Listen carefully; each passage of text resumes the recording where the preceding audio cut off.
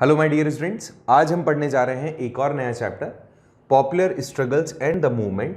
Chapter बहुत ही simple है और आता है क्लास 10th के सिविक्स वाले सेक्शन से। हालांकि जो बच्चे अभी क्लास 10th में हैं उन्होंने ये चैप्टर नहीं पढ़ा होगा क्योंकि सीबीएसई ने क्या किया, इस वाले चैप्टर को डिलीट कर दिया है आपके इस साल के सिलेबस से। बट क्योंकि एनटीएससी की प्रिपरेशन कर रहे हैं आप, तो उसके अंदर तो आपको ये चैप्टर पढ़ना पड़ेगा। दिस इज़ द रीज़न कि हम इस चैप्टर को आपको पढ़ा रहे हैं। चैप्टर बहुत ही छोटा सा है। इस चैप्टर में कुछ इंसिडेंट्स हैं, कुछ ऐसे मूवमेंट्स के बारे में आपको बताया जिसके कारण से the life of democracy we can see, okay, या कुछ ऐसे स्ट्रगल इसमें हम देखेंगे जिसके कारण से हम ये जान पाएंगे कि लोगों का पार्टिसिपेशन कितना इंपॉर्टेंट हो जाता है एंड उनके पार्टिसिपेशन से, पॉजिटिव पार्टिसिपेशन से और पॉजिटिव थिंग्स के लिए कैसे चीज़ें बदलती भी है। ठीक है, चैप्टर बहुत ही अच्छा है। कुछ स्टोरीज इसमें हम पढ़ेंगे, बट शुरुआत जो हम करने वाले हैं वो करने वाले हैं इसके इंट्रोडक्शन से। Got it? चलिए, तो सबसे पहले इंट्रोडक्शन पे बात करते हैं कि डेमोक्रेसी में हमेशा अपने आइडियाज़ को शेयर करने का एक प्लेस होता है, प्लेटफॉर्म हमें मिलता है जब हम हमारे आइडियाज़ शेयर कर सकते हैं, हमारी थिंकिंग हम बता सकते हैं, जब हमारे इंटरेस्ट हम देख सकते हैं, अपने अपने अलग अलग सेक्शन ग्रुप के अपने अपने इंटरेस्ट को परस्यू करते हैं। और यही होता है कि अलग अलग इंटरेस्ट के साथ साथ 2-3 और कई सारे ग्रुप सामने आते हैं। अलग अलग इंटरेस्ट के बिहाफ पे सोसाइटी में डिवीज़न हो जाते हैं। अभी हमने लेटेस्ट चैप्टर जो कंप्लीट किया, जेंडर, रिलीजन एंड कास्ट, उसमें देखा था हमने कि अलग अलग इंटरेस्ट के कारण सोसाइटी में, अलग अलग डिफरेंसेस के कारण सोसाइटी में डिविजन्स हो जाते हैं। तो वो यही बात कह रहा है कि कॉन्फ्लिक्ट हमेशा यहाँ पर बने हुए रहते हैं। ठीक है, एंड कॉन्फ्लिक्ट को यहाँ पर प्लेस भी मिलता है। तो देखो, और ये जो डिफरेंसेस होते हैं अलग अलग तरीके से ऑर्गेनाइज किए जाते हैं। यहां पर power are required to balance these different demands and pressures. यहां पे याद रखें, एक ग्रुप ये कहेगा कि आपको मंदिर बनवाना है, एक ग्रुप ये कहेगा कि आपको मस्जिद बनवानी है।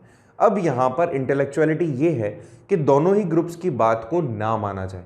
अगर आपने केवल एक ग्रुप की बात मानी तो दूसरा ग्रुप नाराज हो सकता है, और दूसरे की मानी तो पहला नाराज हो गई। या तो आप कोई बीच का रास्ता निकालो, ठीक है, या फिर उस चीज को समझने की कोशिश करो कि ये जो चीजें हो रही है क्यों हो रही है। चलो, ये तो एक रिलीजियस मैनर में हमें नहीं बोलना चाहिए, बट कोई भी ऐसा मुद्दा ये कह दिया जाए कि सब्सिडी खत्म कर देनी चाहिए, आरक्षण खत्म कर देना चाहिए, बट केवल एक ग्रुप जो उससे बेनिफिटेड है, एक ग्रुप जो उससे जेलस है, या एक ग्रुप जिसको उसके बारे में उससे मिलने वाली जो नुकसान है, या जब वो रिजर्वेशन देख रहे हैं तो उनसे जो उनको नुकसान हो रहा है, जब उनके बारे में कॉन्फ्लिक्ट सामने आता है, तो यहाँ पे डिपेंड करता है कि जिनके पास में पावर है वो उसको बैलेंस करने की कोशिश करें। Got it? सो यहाँ पर अलग अलग तरीके हैं। ऑर्डिनरी सिटीजन इसमें बहुत इंपॉर्टेंट रोल प्ले करते हैं। कैसे करते हैं कि देखो, गवर्नमेंट को तो नहीं पता होता ना कि क्या चीज़ें हो रही है, क्या चीज़ें सोसाइटी के अंदर डिमांडेड है, क्या किन चीज़ों की नीड है, या लोगों का इंटरेस्ट क्या है। तो जो ऑर्डिनरी लोग होते हैं वो बहुत ही इंपॉर्टेंट रोल प्ले करते हैं। वो डेमोक्रेसी को एक्चुअल डेमोक्रेसी बनाते हैं। एक तो होता है सो कॉल्ड डेमोक्रेसी, जैसे हमने प्रीवियस क्लास 9th के अंदर डिस्कस किया, पाकिस्तान में है और चाइना में है। इस तरह के बहुत सारे नेशन हैं जहां डेमोक्रेसी बोलते तो हैं बट एक्चुअल में होती नहीं है। तो ऑर्डिनरी सिटीजन ही होते हैं वो जो इसको, कोई भी प्लेटफॉर्म, कोई भी डेमोक्रेसी में दिया हुआ ऑप्शन, जगह, उसको एक्चुअल डेमोक्रेसी में तब्दील कर सकते हैं। यहां पर ये जो ऑर्डिनरी पीपल होते हैं ये अपने आप को ऑर्गेनाइज करते हैं in kind of pressure groups and start doing the movements for their demands. अब ये वो डायरेक्ट वेज होते हैं जिसके थ्रू अपनी डिमांड को लोगों तक पहुंचाते हैं। कई बार ऐसा भी होता है कि डिमांड पॉजिटिवली एक्सेप्ट नहीं की जाती, तो they need to do the struggle. कई बार उनको ऐसा भी होता है कि स्ट्रगल करना पड़ता है। और ऐसे ही कुछ stories we are going to discuss और we are going to share with you. The first story will be from Nepal and the second one from Bolivia. ठीक है, ये दो स्टोरीज हैं जो हम देखेंगे इसके अंदर। बट उसके पहले कुछ टर्म्स यहाँ पर आई है, कुछ टर्म्स हमने यहाँ यूज किया, जैसे प्रेशर ग्रुप्स हमने यूज किया। अब देखो, नाम से तो पता चल रहा है कि प्रेशर ग्रुप होता है जो प्रेशर क्रिएट करता है, but what kind of pressure या what kind of interest they carry forward, उसको हम डिस्कस करेंगे आज के इस वीडियो में। हालांकि आज हम नेपाल का किस्सा और बोलिविया का किस्सा भी आपको बताएंगे, बट उसके पहले जरूरी है कि हम यहाँ पे प्रेशर ग्रुप्स या फिर इंटरेस्ट ग्रुप के बारे में डिटेल में समझें कि आखिर ये होते क्या है और इनके होने से हमें पॉजिटिवली या नेगेटिवली क्या इंपैक्ट हम पे पड़ते हैं। तो सबसे पहले हम जो डिस्कस करने जा रहे हैं that is your pressure group. ठीक है, तो करें शुरू। चलिए, तो देखिए भाई, ये एक तरीके से ऑर्गेनाइजेशंस हैं, बात समझें, ऑर्गेनाइजेशंस हैं, ये ऑर्गेनाइजेशन कोशिश करती हैं कि गवर्नमेंट की पॉलिसीज को ये इन्फ्लुएंस कर सके। अब ये प्रेशर ग्रुप अलग अलग जगह से अलग अलग टाइप के लोगों के थ्रू बन सकते हैं। कुछ लोग होंगे जो प्रोफेशनली एक दूसरे से कोरिलेटेड होंगे, कोई भाषा के तौर पर, कोई धर्म के तौर पर, या किसी अलग अलग तरीके से, किसी भी तरीके से अगर वो एक जैसे हैं तो they can create an organization and that can create pressure if the government is taking और डूइंग सम काइंड ऑफ और अडेप्टिंग द पॉलिसीज जो कि शायद उनके इंटरेस्ट के अगेंस्ट हो। तो ये लोग ऑर्गेनाइजेशन बना के उनकी पॉलिसीज को इन्फ्लुएंस करने की कोशिश करते हैं। जैसे पॉलिटिकल पार्टीज तो क्या करती हैं, पॉलिटिकल पार्टीज तो ये है वो कोशिश करेंगी कि वो पावर में आ जाए और पावर में आने के बाद में सत्ता संभाले, रूल्स रेगुलेशंस बनाए। बट ये लोग क्या करते हैं, ये लोग पॉलिटिकल पार्टीज की जैसे नहीं होते हैं। इनका मेन मकसद चुनाव लड़ना नहीं होता, पावर में आना नहीं होता। इनका मेन मकसद होता है कि गवर्नमेंट की जो पॉलिसीज से इनके इंटरेस्ट खत्म हो रहे हैं या फिर और कुछ, उन सब चीजों को ये क्या कर सके, वापस से राइट ट्रैक पर ला सके इनके हिसाब से। ठीक है, तो ये पॉलिटिकल पार्टीज के हिसाब से, पॉलिटिकल पार्टीज तो पावर में आने का काम करती हैं, बट ये इन्फ्लुएंस करने का काम करते हैं जिससे कि अपने जो इंटरेस्ट है उसको ये कंप्लीट कर सकें। ठीक है, फुलफिलमेंट कर सकें। अगर इसको थोड़ा सा और आप समझने की कोशिश करें तो यहां पर एक क्वेश्चन है और जो काफी ज्यादा कोरिलेटेड है कि व्हाई दे आर फॉर्म्ड। तो ये बनाए क्यों जाते हैं, इसका मकसद क्या है इनको बनाने का। पॉलिटिकल पार्टीज बना करके भी तो ये अपने इंटरेस्ट को फुलफिल कर सकते हैं। तो भाई क्यों बनाए जाते हैं कि they are formed when the people of common occupation, as I earlier told you, common interest, कोई कॉमन एस्पिरेशन, ओपिनियंस, किसी एक मुद्दे पर जब ये एक साथ आ जाएंगे और अपने कॉमन ऑब्जेक्टिव्स को अचीव करने की बात करेंगे तो ये ग्रुप्स बनाए जाते हैं। प्रेशर ग्रुप नाम से ही क्रिएटेड है, या इंटरेस्ट ग्रुप कह दो आप, कि किसी पर्टिकुलर इंटरेस्ट के पॉइंट ऑफ व्यू से किसी पर्टिकुलर काइंड ऑफ कम्युनिटी से बिलोंग करते होंगे और अपनी नीड्स को फुलफिल करने के लिए, अपनी डिमांड्स को फुलफिल करने के लिए एक ग्रुप बनाएंगे और वो ग्रुप फिर प्रेशराइज करेगा गवर्नमेंट की पॉलिसीज को। जैसे किसान आंदोलन हुआ अभी, तो जितने भी फार्मर्स थे they were creating the pressure over the government policies. और बहुत अच्छा एग्जांपल है कि गवर्नमेंट को फिर अपनी पॉलिसीज के अंदर चेंज करना पड़ा इनके इस प्रोटेस्ट को देखते हुए, इस मूवमेंट को देखते हुए। तो मेरे हिसाब से ये चीज तुम्हें क्लियर हो गई होगी कि ये प्रेशर ग्रुप्स कैसे काम करते हैं। इनका काम करने का बहुत ही सीधा सिंपल सा तरीका है कि ये लोग जो कॉमन ऑक्यूपेशन से बिलोंग करते हैं, common interest they have, common aspirations, common opinion they follow और हैविंग, तो ये लोग एक ग्रुप बना लेंगे and their main intention would be to influence the government policies. Hopefully आपको चीज समझ में आ गई होगी। अब देखो यहां पर बहुत ही सिंपल सा कंसेप्ट इसने बोला, इसने कहा कि भाई देखो ये इंटरेस्ट ग्रुप जो होते हैं, ये इंटरेस्ट ग्रुप के यहां पे दो एस्पेक्ट्स हैं।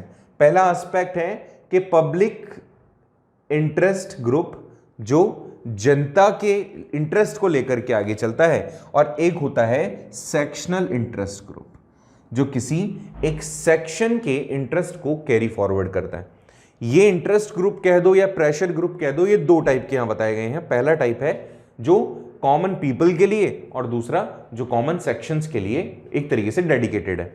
सो firstly we will discuss about the public interest group.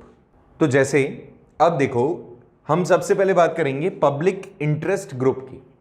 कई बार क्या होता है कि कोई पर्सन होता है और वो अलग से खुद, या कुछ ऐसा लगता है सोसाइटी के अंदर बहुत सारे लोगों को कि ये जो चीज हो रही है गलत हो रही है, बट लोग उसके अगेंस्ट कुछ नहीं कर सकते क्योंकि उनको या तो अपने राइट पता नहीं होते या फिर उनको तरीका पता नहीं होता। तो कुछ लोग ऐसे होते हैं जो सोसाइटी के वेलफेयर के लिए ग्रुप बना लेते हैं, और इस ग्रुप का मेन मकसद होता है कि लोगों के वेलफेयर के लिए वो काम करें। इसीलिए इसका नाम यहाँ पे पब्लिक इंटरेस्ट ग्रुप रखा है। अब देखो पब्लिक इंटरेस्ट ग्रुप का मतलब यहाँ पे लोगों के इंटरेस्ट को सेव करने के लिए बनाए गए ग्रुप से है। अगर इसको थोड़ा सा हम डिटेल में समझें तो यहां पर इसको ऐसे आप रिप्रेजेंट कर सकते हो कि ये रिप्रेजेंट करता है उन कॉमन पीपल को या जनरल इंटरेस्ट को सोसाइटी के, जिसको शायद कहीं ना कहीं हरास किया जा रहा है। So they represent the some common and general interest that needs to be defended. कुछ कॉमन चीजों की हमें कुछ कॉमन राइट्स के लिए या कॉमन कुछ ऐसे वेज चाहिए होते हैं जो कि लोगों के वेलफेयर के लिए हों, और इसको फुलफिल करता है ये ग्रुप। अगर हम दूसरे ग्रुप की बात करें जो कि है सेक्शनल, अब देखो जैसे मैंने ऑलरेडी तुम्हें बताया कि नाम से मैक्सिमम चीजें क्लियर हो जाती हैं। अभी सेक्शनल का मतलब हम कह सकते हैं जो कि किसी ना किसी तरीके से a group they have created can be possible relates to their occupation, their interest, their aspiration और देयर ओपिनियन। ओके, सो इसको थोड़ा डिटेल में समझें अगर अपन, तो हम कह सकते हैं कि ये लोग कॉमन इंटरेस्ट को, कॉमन एक पर्टिकुलर सेक्शन को रिप्रेजेंट करेंगे जो कि रिलेट कर सकते हैं ऑक्यूपेशन के बिहाफ पे। लेकिन इनका मेन मकसद क्या होता है? इनका मेन मकसद होता है केवल उसी कम्युनिटी के लिए काम करना, जबकि यहां पर तो वो सोसाइटी के वेलफेयर के लिए काम करते हैं, जबकि यहां पर वो काम करते हैं किसी एक ग्रुप के लिए। अब एक ग्रुप कैसा भी हो सकता है, for example the business associates, like किसी एक प्रकार के group of the people they have came together to do business. अपन ने ऑलरेडी पढ़ा है बहुत सारे चैप्टर्स में कि बिजनेस ऑर्गेनाइजेशंस या बिजनेस मैन जो होते हैं वो एक ग्रुप बना लेते हैं, और उनका मेन मकसद क्या होता है? उनका मेन मकसद होता है कि वो उस ग्रुप के थ्रू ट्रेड के अंदर, मतलब थोड़ा सा वो अपने ट्रेड को बढ़ा सकें, ठीक है, टैक्स बचा सकें, जो प्रॉब्लम्स आ रही है, रेस्ट्रिक्शंस आ रही हैं, बैरियर्स आ रहे हैं, उनको हटा सकें। तो इस कारण से ये ग्रुप्स बनाए जाते हैं, ठीक है। टीचर एसोसिएशन होता है, बच्चों के एसोसिएशंस होते हैं, स्टूडेंट्स एसोसिएशन, वर्कर्स के बारे में ऑलरेडी हमने पढ़ा है बहुत सारे चैप्टर्स में। नेशनलिज्म यूरोप देख लो, नेशनलिज्म इन इंडिया देख लो, या 9th क्लास के चैप्टर्स उठा के देख लो, वहां पे इसी तरीके के ग्रुप बनाए गए थे अपने इंटरेस्ट को फुलफिल करने के लिए। अब ये तो हम जान चुके हैं। अब एक इंसिडेंस जो नेपाल में हुआ उसको हम जानने की, समझने की कोशिश करते हैं। यहां सबसे पहले हम बात करें तो नेपाल के अंदर क्या ऐसा हुआ जिसके कारण से हमें ये स्टोरी उसकी पढ़नी पड़ रही है। डेमोक्रेसी चैलेंजिंग हुई नेपाल में। नेपाल के अंदर हमेशा से डेमोक्रेसी नहीं थी। जब हमें आज़ादी मिल रही थी, भारत को आज़ादी मिल रही थी, सब कॉन्टिनेंट ऑफ इंडिया जब आज़ादी गेन कर रहा था, तो उस टाइम नेपाल के अंदर राजा हुआ करता था, मोनार्क हुआ करता था। इसको भी आज़ादी मिली, वहाँ पे सिचुएशन कुछ ऐसी हुई कि जो लोग थे वो लोग डेमोक्रेसी को नहीं जानते थे, नहीं समझते थे, बट जैसे उनको डेमोक्रेसी के बारे में पता चला, दे डिमांडेड कि उनके पास भी डेमोक्रेसी होनी चाहिए। वहाँ पर जो राजा था, राजा इस बात के लिए एग्री होता है कि डेमोक्रेसी वहाँ पर भी लाई जाए, बट क्या होता है ऐसा कि वहाँ पर लोगों को फिर से डेमोक्रेसी के लिए स्ट्रगल करना पड़ता है जब उनसे डेमोक्रेसी छीन ली जाती है। क्या हुआ? Let's see. देखो, जैसे आपको सामने स्क्रीन पर दिख रहा होगा कि बात है अप्रैल 2006 की। ऑलरेडी इस चीज को हम पढ़ चुके हैं, बट अगर आप इसको नहीं जानते हो तो थोड़ा सा अच्छे से इसको समझने की कोशिश करना कि नेपाल के अंदर एक बहुत ही पॉपुलर मूवमेंट हमें देखने को मिला अप्रैल 2006 में। अब थोड़ा सा पहले के चलते हैं कि नेपाल के अंदर जो डेमोक्रेसी आई वो थर्ड वेव के अंदर आई।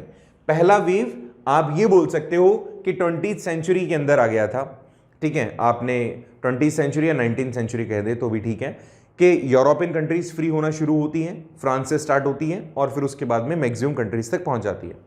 फिर आ जाते हैं अपन 19th सेंचुरी के बाद 20th सेंचुरी, इंडिया जैसी कंट्रीज जो थी वो फ्री हो जाती हैं, और 20th सेंचुरी की लास्ट तक लगभग 1990 तक आते आते यहाँ पे मैक्सिमम कंट्रीज डेमोक्रेटिक कंट्रीज बन जाती हैं, उसमें से नेपाल एक था। अब यहां पर होता क्या है, यहां के जो राजा होते हैं वीरेंद्र, वो क्या करते हैं, वो डेमोक्रेसी तो लेकर आते हैं, बट मतलब वो पहले इस चीज को अश्योर करते हैं कि हेड ऑफ द नेशन कौन होगा, एक राजा ही होगा। नेपाल में प्रेसिडेंट की जगह उनको नरेश कहा जाता है, ठीक है, तो राजा की जगह वहां पर नरेश कहा जाता है। तो वहां के जो राजा थे वीरेंद्र, उन्होंने इस चीज को अश्योर किया कि वहां पे king head of the state रहेगा, मतलब प्रेसिडेंट की पोस्ट उसी के पास में रहेगी, रियल पावर उसी के पास में रहेगी। लेकिन यहां मान के चलें कि वो जो व्यक्ति है वो एक्सेप्ट कर लेगा कि डेमोक्रेसी भी वहां होगी, लोगों के पास भी वहां राइट होंगे। He was a good person. But इसकी क्या हुआ, बहुत ही मिस्टीरियस तरीके से इसकी हत्या कर दी गई रॉयल फैमिली के अंदर ही 2001 में। क्वेश्चन बन सकता है कि इनकी डेथ कब हुई, ठीक है। दो तीन चीजें, मूवमेंट कब हुआ, तो अप्रैल 2006 में, क्योंकि एनटीएससी के पॉइंट ऑफ व्यू से पढ़ रहे हो आप तो आपको डेट्स थोड़ा सा याद रखना पड़ेगा। कौन सी वेव कंट्री थी, थर्ड वेव कंट्री, जहां पे इनको डेमोक्रेसी मिली 1990 में। इसके बाद में हु वॉज द किंग, तो किंग वीरेंद्र वॉज देयर। इनकी हत्या कैसे हुई, इट वॉज अ मिस्ट्री। ऐसे में 2001 में जब इनकी डेथ हुई तो इनका ऑब्वियसली उस पोस्ट को कौन हायर करेगा, यहाँ पे हेरिडिटरी पोस्ट होगी, तो ऐसे में जो राजा है उसकी रॉयल फैमिली में से ही कोई नेक्स्ट राजा बनेगा। तो यहां पर राजा बदल जाता है, राजा आ जाता है ज्ञानेंद्र।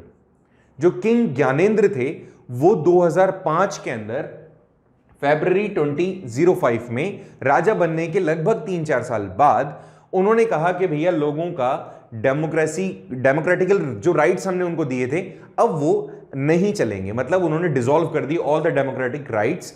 अब यहां समझना, उन्होंने प्राइम मिनिस्टर की पोस्ट को भी डिसॉल्व कर दिया और यहां पे पार्लियामेंट को भी उन्होंने डिसॉल्व कर दिया। अल्टीमेटली डेमोक्रेसी उन्होंने नेपाल से खत्म कर दी। यहां पर से कंडीशन थोड़ी सी खराब होना शुरू होती है। आप बात समझने की कोशिश करें, एक बड़ा भाई, एक्चुअली उनके छोटे भाई हुआ करते थे, तो जो वीरेंद्र थे उन्होंने डेमोक्रेसी लेकर आए, लेकिन प्रेसिडेंट की पोस्ट उन्होंने अपने पास में रखी। जब उनके छोटे भाई वहां पहुंचे, छोटे भाई ने जो कि ज्ञानेंद्र थे, उन्होंने क्या किया, जैसे ही सत्ता उनके हाथ में आई उन्होंने अपनी पावर को जाते हुए देखा, बढ़ते हुए देखा, क्योंकि डेमोक्रेसी में तो पावर एक के पास में होती ही नहीं है, सबसे ज्यादा पावरफुल तो पार्लियामेंट होता है। तो ऐसे में जब उन्होंने देखा कि उनकी पावर जो है वो डिस्ट्रीब्यूट हो चुकी है, शेयर्ड हो चुकी है, तो अपनी पावर को वापस से फुल एफिशिएंसी के साथ गेन करने के लिए उन्होंने all the rights has dissolved, like having the post of prime minister, having the parliament in their nation, they have dissolved all such provisions. Ultimately यहां पर एक मूवमेंट शुरू होता है कि भाई हमें वापस से हमारी डेमोक्रेसी चाहिए, हमें तानाशाही नहीं चाहिए, हमें कोई राजा नहीं चाहिए। लोगों के पास से वोटिंग राइट्स जो चले गए थे अपनी गवर्नमेंट को चुनने के लिए, दे डिमांडेड कि उनको वापस से वो सारी चीजें मिल जाए। So in the April 2006 the people actually take participation in a bigger movement and that was a movement for democracy. Hopefully ये स्टोरी आपको समझ में आई होगी, बहुत ही सिंपल स्टोरी थी। इस स्टोरी से 2-3 चीजें हमें सामने आती हैं कि देखो, जो आम जनता होती है ना, उन्हीं के पास में सबसे ज्यादा राइट होते हैं किसी भी डेमोक्रेसी में। अगर आम जनता एक तरफ है और राजा या फिर मिलिट्री एक तरफ है, तब भी जो जनता होती है उसका पावर सबसे ज्यादा होता है। और डेमोक्रेसी अगर आपने एक बार उसका स्वाद चख लिया तो दूसरे टाइप ऑफ गवर्नमेंट्स आप उसमें बिलीव करना बंद कर देंगे। रीजन क्या होता है, सबसे ज्यादा राइट्स अगर किसी फॉर्म ऑफ डेमोक्रेसी में, फॉर्म ऑफ गवर्नमेंट में आई मीन टू से मिलते हैं, तो वो केवल डेमोक्रेसी है। लोगों को अपने पावर्स, उनके राइट्स जो किसी फॉर्म ऑफ गवर्नमेंट में मिलते हैं वो डेमोक्रेसी है। सो यहां पर क्योंकि एक बार नेपाल की जो जनता थी, जो गवर्नमेंट थी, दे हैव एग्रीड कि उनको डेमोक्रेसी चाहिए, लेकिन अचानक से जब उनसे वापस से उनके राइट्स छीने जाते हैं तो प्रोटेस्ट तो भैया होना ही है, और वही प्रोटेस्ट यहां पर होता है। अब देखिए जो इवेंट्स हुए वो किस तरीके से हुए, इसको समझते हैं। देखो यहां पर लिखा हुआ है कि यहां पर इवेंट क्या हुआ, इवेंट हुआ जब इतना बड़ा कुछ इवेंट हो गया वहां पे अप्रैल 2006 में डेमोक्रेसी हट गई, तो वहां पर जितनी भी पॉलिटिकल पार्टीज थी, अब तो उनका कोई लेन देन रहा ही नहीं कि भैया पार्लियामेंट होती तब तो वो अपोजिशन में बैठते, बट अब पार्लियामेंट ही नहीं है तो क्या, तो उन्होंने एक ग्रुप बना लिया। ठीक है, पार्लियामेंट के अंदर इन्होंने 7 पार्टीज अलायंस कर दिया, जिसको SPA कहा गया, 7 पार्टीज अलायंस, 7 पॉलिटिकल पार्टीज का ग्रुप, और and called for a 4-day strike in Kathmandu. इन्होंने 4 दिन के लिए स्ट्राइक घोषित कर दी काठमांडू में। काठमांडू क्या है, कंट्री का कैपिटल है। ये जो प्रोटेस्ट था, अब ये स्ट्राइक जो थी, ये जो प्रोटेस्ट एक बहुत ही पीसफुल मैनर में चल रहा था, अब यहां पर ये थोड़ा सा वाइडर होने लग जाता है, वाइल्ड होने लग जाता है। अब इस प्रोटेस्ट के अंदर जो मॉइस्ट थे, मॉइस्ट भी जुड़ जाते हैं। मॉइस्ट कौन होता है, ऐसे कम्युनिस्ट जो मॉय, इसको माओ भी कह सकते हैं ना, माओ, ठीक है, माओ, तो माओवादी कहते हैं अपन, मॉइस्ट कहा जाता है। तो जो माओ थे, माओ कौन थे, एक चाइनीज आइडियोलॉजी या आइडियोलॉजिकल थिंकर थे, एंड कम्युनिस्ट पार्टी के लीडर भी थे चाइना के। उनके आइडियोलॉजीज को फॉलो करने वाले पर्सन जो होते हैं, इनको मॉइस्ट कहा जाता है। ठीक है, इनका जो पूरा नाम था वो था माओ से तुंग। ठीक है, माओ से तुंग, थोड़ा अजीब सा नाम है सुनने में, माओ से तुंग, जिनको जेदोंग भी कहा जाता है, माओ जेदोंग। ठीक है, तो उनके आइडियोलॉजिकल जो फॉलोअर्स थे, उन्होंने मिलकर के प्रोटेस्ट करना शुरू किया। अलग अलग ऑर्गेनाइजेशंस ने भी इनको पार्टिसिपेट, मतलब इसके अंदर इन्वॉल्व होना शुरू कर लिया। और अब यहां पे दिक्कत क्या थी, the security force found themselves unable to take 1 more lakh people gathered almost every day demanded the restorations of democracy। कि यहाँ पे जितने भी लोग थे अब वो डिमांड करने लगे कि भैया हमें डेमोक्रेसी वापस से चाहिए। हर दिन लाखों लोग जुड़ते जा रहे थे इस मूवमेंट से। अब ये जो नंबर ऑफ प्रोटेस्टर थे लगभग 3 to 5 लाख हो गए कब 21 अप्रैल को। और ऐसे में यहाँ पे बड़ा मुश्किल हो गया राजा के लिए सारी चीजें संभालना। सर्कमस्टेंसेस जस्ट अपोजिट हो गए राजा के। जो लीडर्स थे वो डिमांड कर रहे थे कि पार्लियामेंट को वापस से रिस्टोर किया जाए, यहाँ पे सारी पॉलिटिकल पार्टीज को वापस से पावर दे दिया जाए और यहाँ पे कॉन्स्टेंट असेंबली एस्टैब्लिश की जाए वापस जैसा पहले हुआ करता था। अब सोचने वाली बात है, क्या ये सब कुछ इतना आसान था और क्या राजा ऐसा करेगा? तो तुम्हें पता है कि राजा के सामने जब इतना प्रेशर है तो राजा को ये सारी चीजें एक्सेप्ट करनी पड़ेगी। तो लगभग इतना जो प्रोटेस्ट हुआ, इस पूरे प्रोटेस्ट का कॉन्क्लूजन क्या निकला? तो कॉन्क्लूजन ये निकला कि 24 अप्रैल को 2004 को लास्ट डे ऑफ अल्टीमेटम, राजा को जो अल्टीमेटम दिया गया था कि भाई मान जाओ अदरवाइज तुम्हें कॉन्सिक्वेंसेस भुगतने पड़ेंगे। The king was forced to concede all the 3 demands. तो तीनों डिमांड्स पूरी की गई। जो 7 पार्टी अलायंस था उसने गिरिजा प्रसाद कोइराला को वहां पे नया प्राइम मिनिस्टर अपॉइंट किया। ये कौन सा? मनीषा कोइराला, आपने एक्ट्रेसेस का नाम सुना होगा ना, उनसे रिलेटेड है। तो गिरिजा प्रसाद कोइराला को इन्होंने as a prime minister appoint किया और यहाँ पे पार्लियामेंट को वापस से रिस्टोर कर लिया गया क्या हो रहा है, और यहाँ पे पास किए गए कुछ लॉज जो कि ये बताते हैं कि राजा के पास जितनी भी पावर थी वो सारी वापस से ले ली जाएगी। जो 7 पार्टी अलायंस थे और जो मॉइस्ट थे, अब ये दोनों के बीच में एक तरीके का कोऑर्डिनेशन बैठ गया था क्योंकि इन्हीं के कारण तो ये डिमांड पूरी की गई थी। So that they came together and made a constituent assembly. और इस कॉन्स्टिट्यूएंट असेंबली के बाद में जो नेपाली पीपल थे उन्होंने वापस से डेमोक्रेसी को एंजॉय करना शुरू किया। The struggle of these Nepali people is the source of inspiration for the all Democrats all over the world. अब सोचो, इन लोगों के प्रोटेस्ट से, इन लोगों के एक तरीके से अपनी राइट्स की डिमांड करने के कारण दूसरी कंट्रीज जहां पे डेमोक्रेसी शायद अच्छे से काम नहीं कर पा रही थी, they got inspiration and they also for upcoming years the Nations जहां पे डेमोक्रेसी एस्टैब्लिश्ड नहीं थी, they got the inspiration and they have also demanded for democracy. So this was the actual inspiration for all the countries जहां पे democracy शायद अच्छे से अपना काम नहीं कर रही थी। They have taken inspiration from Nepali people that how if the democracy is not performing well or people are making the restrictions against it, so how you can restore it और कैसे आप अपने rights को enjoy कर सकते हैं। तो this was all about the Nepal case। इसी के पैरेलल एक और केस होता है and that was Bolivia water war। अभी बोलिविया वाटर वॉर क्या है इसको अपन पढ़ते हैं, जस्ट वेट, ठीक है अब सही है। तो बोलिविया एक लैटिन अमेरिकन कंट्री है, ओके, और इसके अंदर लोगों ने क्या किया, लोगों ने स्ट्रगल देखा किसके लिए? वाटर के प्राइवेटाइजेशन के अगेंस्ट में। हुआ क्या था, बोलिविया एक तरीके से आप मान सकते हो पुअर कंट्री है जहां पे वाटर डिपार्टमेंट है, ड्रिंकेबल वाटर या फिर और भी जो पानी की जो नीड होती है उसको पूरा करने के लिए एक एमएनसी को हायर किया गया था, जबकि वाटर की अवेलेबिलिटी या वाटर की जो भी सप्लाई है वो होनी चाहिए गवर्नमेंट के अंडर में। लेकिन इसको क्या किया गया, गवर्नमेंट के हाथ से उसके जो राइट्स थे वो दे दिए गए किसको? एमएनसी को। अब एमएनसी तो कोई काम करेगी तो अपने प्रॉफिट के लिए करेगी, तो ऐसा ही यहां हुआ कि एमएनसी ने क्या किया, जबकि बोलिविया के अंदर उनको पता था गवर्नमेंट को कि situation was not that much acceptable for the people because they are poor, उसके बावजूद भी they have given their all rights of water supply या म्युनिसिपैलिटीज की जो राइट थे वो किसको दे दिया? एमएनसी को दे दिया। एंड एमएनसी ने प्राइस हाइक कर दिया, कितना? लगभग 4 टाइम। अब सोचो, जिस कंट्री के लिए और पानी जैसी बहुत ही बेसिक नीड जिसको उनको फुलफिलमेंट करना होना चाहिए गवर्नमेंट को, या तो फ्री में दे क्योंकि गरीब कंट्री है, या फिर अगर ठीक है दे भी रहे हो तो नॉमिनल रेट्स पे देना चाहिए। उसके लिए उन्होंने क्या करा, सारे के सारे राइट्स किसको दे दिए? प्राइवेट ऑर्गेनाइजेशन को।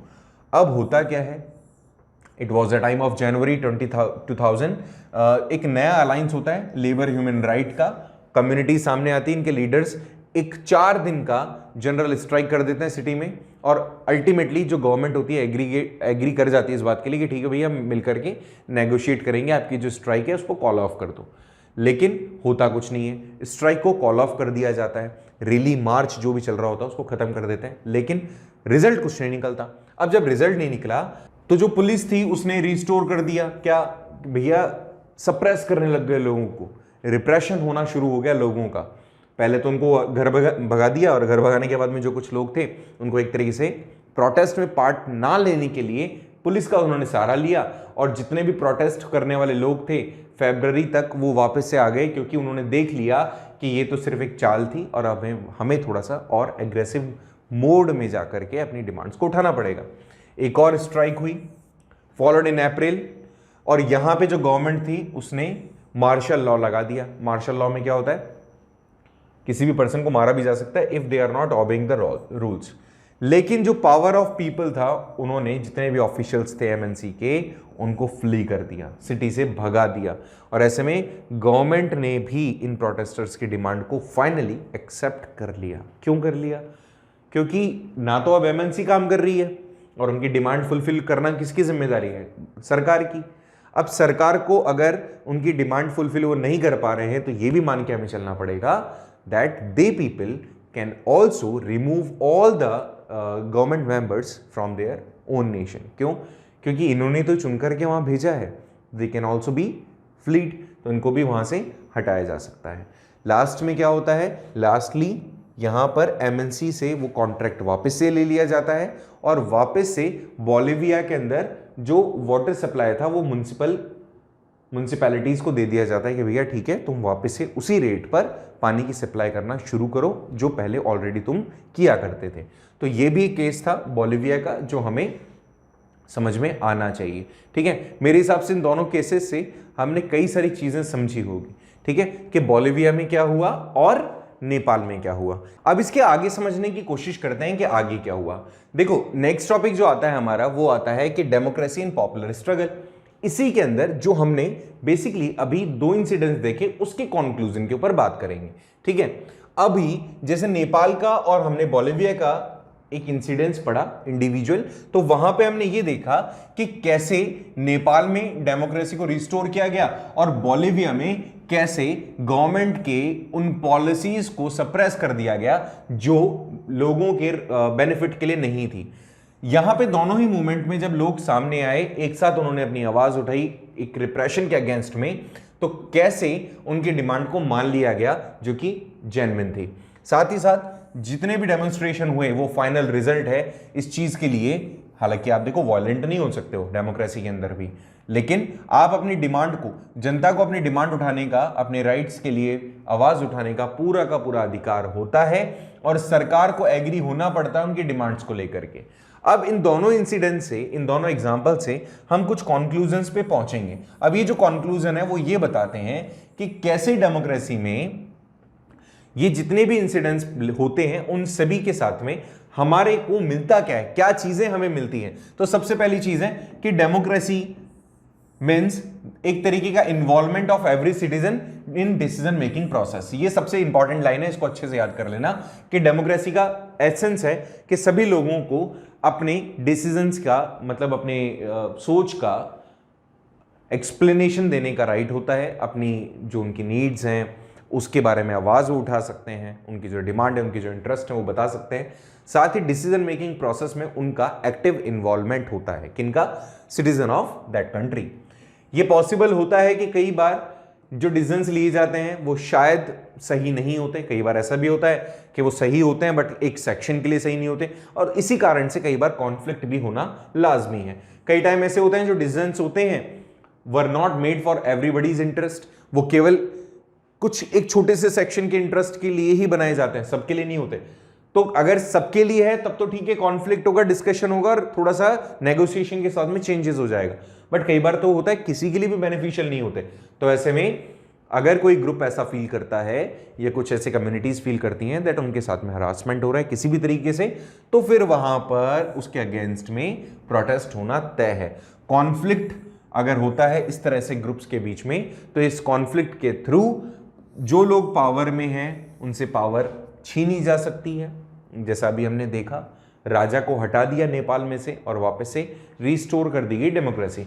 सो the first conclusion we have seen that if you are doing the work against the right of और against the interest of anybody, so you could also be removed और kicked off. यहां पर अगर मैं next benefit की बात करूं तो यहां पर ये याद रखना कि most of the conflicts are see in a mass mobilization. ये जितने भी कॉन्फ्लिक्ट्स होते हैं, जितने भी प्रोटेस्ट होते हैं, इसमें लोगों की भागीदारी बहुत इंपॉर्टेंट है। All the people came together and voice their demand. Sometimes these conflict resolved through the existing parliament और द जुडिशरी। कई बार ऐसा होता है कि आसानी से सॉल्व हो जाते हैं, बट कई बार ऐसा होता है कि कॉन्फ्लिक्ट जो होते हैं वो पार्लियामेंट या जुडिशरी के हाथ में नहीं होते, और ऐसे में लोग फिर अपने हिसाब से ही चीज़ें सॉल्व करने की कोशिश करते हैं। तो अगर मैं एक काम करता हूं, आप लोगों को सिंपलेस्ट मैनर में इसमें क्या याद करना है, तो पहले वाले में तो कि डेमोक्रेसी के अंदर हर सिटीजन का डिसीजन मेकिंग प्रोसेस में पार्टिसिपेशन होना जरूरी है, ये चीज हमने सीखी ऊपर वाले दोनों एग्जांपल से। और दूसरे में ये चीज हमने सीखी कि बड़े पैमाने पर अगर आपके पास में लोग साथ में हैं सो चीजें आसान हो सकती हैं। कई बार सॉल्व हो जाती हैं पार्लियामेंट से, कई बार सॉल्व नहीं होती है, तो लोगों को खुद से सॉल्व करना पड़ता है। नेक्स्ट पॉइंट में अगर मैं बताऊं कि कई बार नए पॉलिटिकल ऑर्गेनाइजेशंस को आना पड़ता है साथ में, और ऐसे में इन कॉन्फ्लिक्ट्स के दौरान नई पॉलिटिकल पार्टीज बन जाती है, नए पॉलिटिकल ग्रुप्स बन जाते हैं। रशिया में हमने देखा, वहां पर जो वर्कर्स पार्टी थी आगे चल करके वो बहुत बड़ा रोल प्ले करती है रशिया की डेमोक्रेसी में। ऐसे ही हर एक नेशन में होता है। तो यहां पे आगे चल करके ये पॉलिटिकल पार्टीज इलेक्शंस में भी पार्टिसिपेट, आम आदमी पार्टी का एग्जांपल बहुत अच्छा है। वहां पे अन्ना हजारे के साथ मिलकर अरविंद केजरीवाल ने जो बिल थे, कई सारे ऐसे बिल थे जो शायद उनको चेंज करना था, ठीक है, लोकपाल बिल एक उसमें से सबसे इंपॉर्टेंट था। कुछ ऐसे मुद्दे थे करप्शन को लेकर के, दे केम टुगेदर अगेंस्ट दैट। तो ऐसे में वो पॉलिटिकल पार्टी नहीं थी पहले, वो एक मूवमेंट था, उस मूवमेंट से ही पॉलिटिकल पार्टी का ओरिजिन हुआ। एंड अब वो देखो पंजाब के अंदर और दिल्ली के अंदर कितने अच्छे से काम कर रही है। सो यहां पर ये तीन कंक्लूजन हमारे सामने आते हैं कि पहला, लोगों का इन्वॉल्वेंस होना चाहिए डिसीजन मेकिंग प्रोसेस में, लोग मोबिलाइज होने चाहिए, बड़े पैमाने पर एक साथ होने चाहिए। कई बार तो सॉल्व हो जाएगा लोगों की डिमांड रखने से ही चीजें, अदरवाइज तो नहीं होगा। तो they can also create their own organizations, take participation in elections and can win और कैन कम इन पावर। ठीक है, होपफुली ये चीज तुम्हें समझ में आ गई होगी। नाउ यहां पर देखो क्या लिखा हुआ है कि कैसे मोबिलाइजेशन होता है और कैसे ये ऑर्गेनाइजेशंस काम करती है। तो जैसे हमने नेपाल के अंदर देखा कि in Nepal call from 7 party alliance, जो भी नेपाल के अंदर इंसिडेंट्स हुआ, जो स्ट्राइक्स की गई 7 पार्टी अलायंस के थ्रू, उन्होंने 7 बड़ी बड़ी पॉलिटिकल पार्टीज को अपने साथ में लिया, उन सभी मेंबर्स को जो पार्लियामेंट के थे उनको अपने साथ में लिया। इन लोगों ने मिलकर के नेपालिस्ट कम्युनिस्ट पार्टीज के साथ प्रोटेस्ट किया, और अल्टीमेटली ये लोग डेमोक्रेसी में ये जो मॉइस्ट कम्युनिटी थी, ये बिलोंग तो नहीं करते थे, बिलीव तो नहीं करते थे, but they have taken participation, क्योंकि दोनों को ही बेनिफिट नहीं मिल रहा था। The struggle involve in many organization, दूसरी पॉलिटिकल पार्टीज और जो दूसरे ऑर्गेनाइजेशंस थे वो भी इनके साथ आए, जो लेबर यूनियंस थी, जो दूसरे फेडरेशंस थे वो भी साथ में आए। इन्होंने ऑर्गेनाइजेशन एक तरीके से गैदर्ड किए। बहुत सारे दूसरे organisations like the organisation of indigenous people, teachers, lawyers, human right commissions, इन सभी ने इस मूवमेंट को सपोर्ट किया। अब जब ये लोग मोबिलाइज करेंगे, ये ऑर्गेनाइजेशंस एक साथ आएंगे, तभी जाके कोई डिमांड पूरी की जा सकती है। आपके आपसी मतभेद हो सकते हैं, बट इसका मतलब ये नहीं है कि जब हमें जरूरत पड़े तो हम लोग आपसी बैर को देखें वहां पे। ठीक है, तो बहुत ही सिंपल है कि जब डिमांड की गई कैसी राइट की जो शायद सबको मिलना चाहिए था, उसमें चाहे ये लोग कितने अलग अलग हों, but collectively they have made the organization stronger. They mobilized each and every section of the society. Mobilization का मतलब अप्रोच करना उन सब तक। ठीक है, तो ये चीज हमने देखी। इसके साथ में एक पॉइंट और देखा हमने, यहां याद रखना बोलिविया में हुआ क्या। यहां पे Fedecor, the protest against the privatisation of water in Bolivia, यहां पर not led by any political party, कोई पॉलिटिकल पार्टी नहीं आई थी, जबकि यहां था, यहां पर एक ऑर्गेनाइजेशन था जिसका नाम था फिडकोर। इसके फुल फॉर्म को भी याद रखना, थोड़ा सा कंफ्यूजन क्रिएट करने वाला है क्योंकि लैटिन अमेरिकन लैंग्वेज में है। यहां पे फेरेशियन, डिपार्टमेंटल, कोरेम्बियन, कोरेम्बियाना, ठीक है ना, बियाना है, ठीक है, फेरेशियन डिपार्टमेंटल कोलम्बियाना डे रेगेंटिस, ठीक है, ये इसका फुल फॉर्म है। ये जो ऑर्गेनाइजेशन था इसने लोकल प्रोफेशनल्स को अपने साथ में जोड़ा, लोकल इंजीनियर्स इसमें थे, जितने भी एनवायरमेंटलिस्ट थे दे have taken participation in it and they were supported the federation of the farmers, जिन्होंने एग्रीकल्चर के लिए या फिर फैक्ट्री वर्कर्स थे उन लोगों ने, अपने मिडिल क्लास फैमिलीज से रिलेट करने वाले स्टूडेंट, टीचर या जो भी लोग थे उन सभी को अपने साथ में लिया और साथ में लेने के बाद में मार्च निकाला, प्रोटेस्ट किया था ना, और अल्टीमेटली उन्होंने बोलिविया के अंदर ये जो डिमांड थी, जो उनकी वाटर सप्लाई की डिमांड थी, उसको फुलफिल किया। सोशलिस्ट पार्टी वहां पर बनाई गई और 2006 के अंदर ये जो पार्टी थी बोलिविया के अंदर पावर में भी आ गई।